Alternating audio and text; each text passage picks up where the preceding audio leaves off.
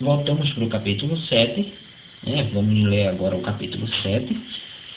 Desculpe se eu estou falando rápido, se não está dando para entender que eu estou com sono, eu estou quase caindo aqui para dormir, mas é culpa minha. Eu inventei de deixar para gravar esses vídeos depois que eu voltasse da oração da mocidade. Mas bom, vamos lá. Capítulo 7 de Romanos é uma ilustração sobre um casamento. Acabou-se, ele parou de falar de Abraão. Você lembra? Abraão, personagem principal do capítulo 4. E agora, Paulo fala sobre um casamento. Meus irmãos, falo a vocês como as pessoas que conhecem a lei. Paulo começa dizendo: abre a Bíblia, acompanhe o que eu estou lendo, não fica olhando aí não. Capítulo 7.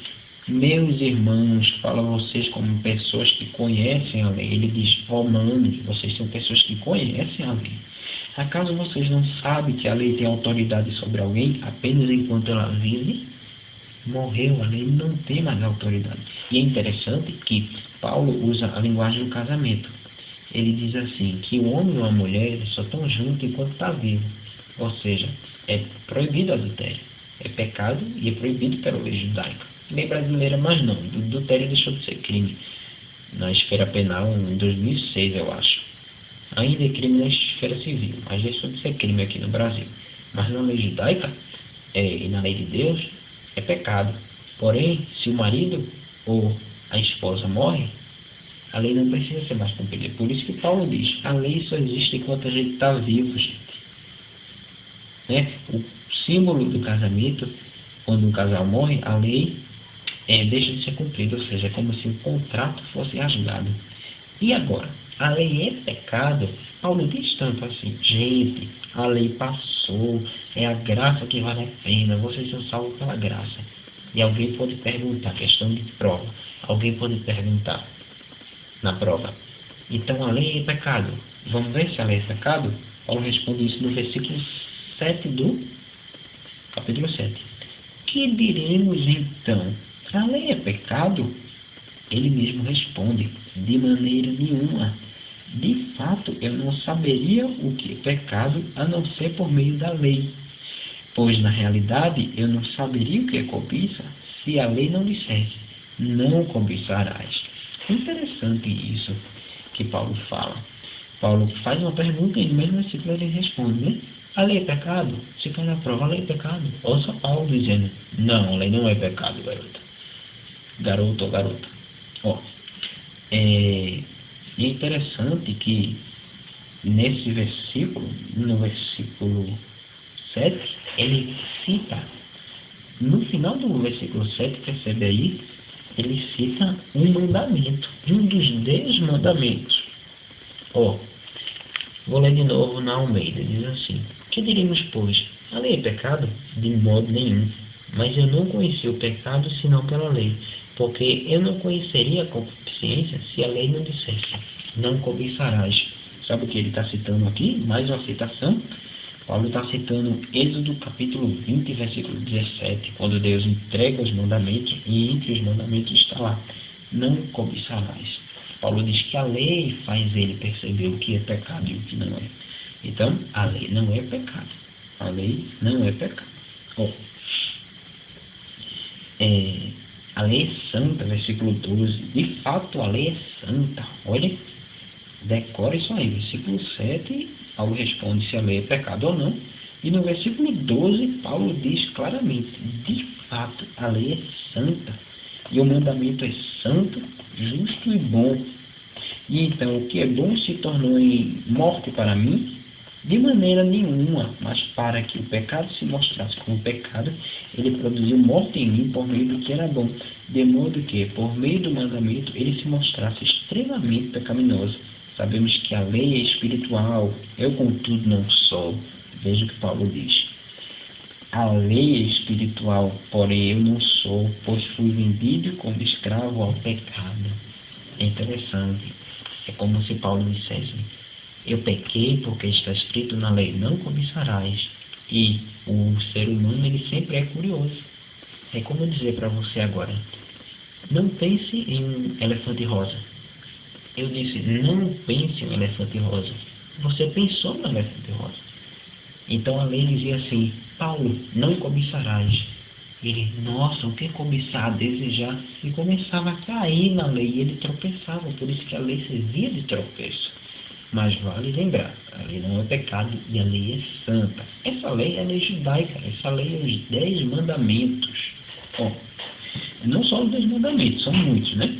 Mas, quando Paulo fala da lei, ele fala também dos 10 mandamentos. Gente, vamos pular para o versículo 24. Paulo diz uma coisa interessante, muito interessante. É um versículo lindo, eu acho um versículo lindo. Eu acho um versículo que Paulo, apesar de ser Paulo, apesar de ser o cara, ele diz assim: miserável homem que eu sou, quem me libertará do corpo sujeito a esta morte? Graças a Deus por Jesus Cristo nosso Senhor, de modo que com a mente eu próprio sou escravo da lei de Deus, mas com a carne da lei do pecado. Eu quero falar do versículo 4, quando ele diz: miserável homem que sou. Paulo se declara miserável? Sim ou não? Sim, ele diz: miserável homem que sou, quem me livrará do corpo de morte? Quem me livrará do corpo da morte? Ou quem me livrará do corpo sujeito à morte? Ele usa essa linguagem dependendo da versão da sua Bíblia. Mas vale dizer uma coisa: num contexto imediato, corpo de morte é corpo do pecado. Tá bom, caiu isso na prova. O corpo da morte é o corpo do pecado, né? Paulo refere-se ao corpo da morte. Mas pode ser que ele se aprofunde e traga um assunto muito interessante que alguns teólogos falam por aí. Existia uma punição na época de Paulo que se chamava corpo de morte. Pode ser que esse versículo tenha a ver com essa punição. Tá bom? Miserável homem que sou, quem me livrará desse corpo de morte? Duas vertentes: corpo do pecado ou uma punição romana. Que punição era essa? Quando a pessoa errava não, já estou passando, beleza. Quando uma pessoa matava a outra, uma das punições era de pegar o corpo da vítima e amarrar ao assassino, né? Ele ia morrendo com o tempo, porque o corpo do lado ia apodrecendo e eu ia me envolvendo com tudo aquilo. Sem alimentação, preso, o cidadão ia morrendo. Punição terrível, né? Alguém morrer porque um corpo vai apodrecer ao seu lado. Olha para isso. Então era isso. Eu estou com sono, eu estou travando, mas vamos lá. Existem duas vertentes para o termo corpo de morte. Lembre-se disso. Pode ser lei do pecado, corpo de pecado, ou uma punição romana chamada corpo de morte. Por isso que Paulo diz assim: eu sou um homem miserável. Quem me livrará desse corpo de morte? Ou seja, quem me livrará desse velho homem que já morreu para o mundo? Faz muito sentido essa ideia teológica que tem a ver com essa punição. O corpo do pecado está amarrado a gente, está amarrado a eu e a você que está aí, né? Por isso que se vacilar, se eu facilitar a tentação, eu peco, porque eu tenho um corpo de morte amarrado a mim. Eu não posso me livrar dele até aquele dia que eu serei transladado, transformado. Paulo diz que o que é corruptível se tornará incorruptível, né? Então é isso. Corpo de morte é uma punição romana que Paulo diz que está agarrado a gente, por isso que a gente peca. Não tem como livrar. Por isso que ele dá o grito, né? Miserável homem que sou, quem vai me livrar desse corpo de morte? Não tem como tirar.